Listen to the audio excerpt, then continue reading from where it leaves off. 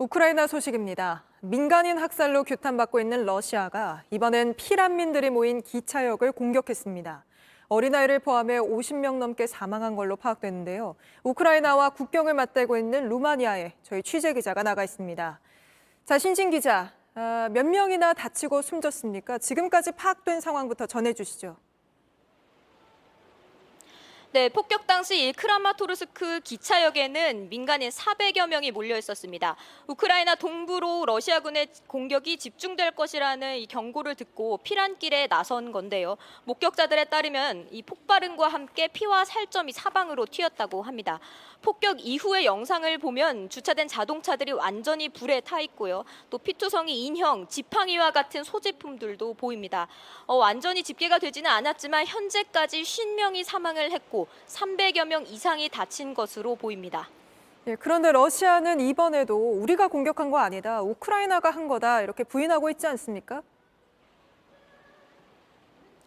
네, 러시아 측은 이번 공격이 우크라이나군의 소행이라고 밝혔습니다. 발사된 미사일이 우크라이나군의 미사일이라는 건데요. 반면 우크라이나군은 러시아 측이 이 기차역에 민간인들이 몰려있다는 것을 알고 있음에도 공격을 했다면서 의도된 학살이라고 주장을 했습니다. 미국 백악관도 입장을 밝혔습니다. 미국 백악관 측은 이번 공격은 이 명백한 전쟁 범죄라고 했는데 잠시 들어보겠습니다. Obviously, the targeting of civilians would certainly be a war crime. We're going to be supporting efforts to investigate exactly what happened here. 예, 백악관에서 전쟁 범죄라고 확실하게 언급을 했군요. 근데 폭격에 사용된 무기가 집단 살상 무기였다는 의혹도 제기되고 있다고요. 네, 우크라이나 측은 이번 공격에 국제적으로 금지된 집속탄이 사용됐다고 밝혔습니다. 이 집속탄은 하나의 폭탄이 터지면 그 안에 있던 수백 개의 소형 폭탄이 흩어지는 형태의 무기입니다. 한꺼번에 넓은 공간에 많은 사람들을 몰아넣고 살상을 할 때 주로 쓰이는 무기입니다. 그렇기 때문에 이 집속탄 의혹이 확인이 되면 이 러시아 측의 전쟁 범죄 혐의가 좀 더 짙어질 수 있을 것으로 보입니다.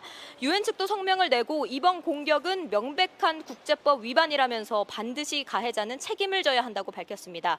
유엔 차원에서 조사에 나설 수도 있다는 그런 가능성을 시사를 한 겁니다.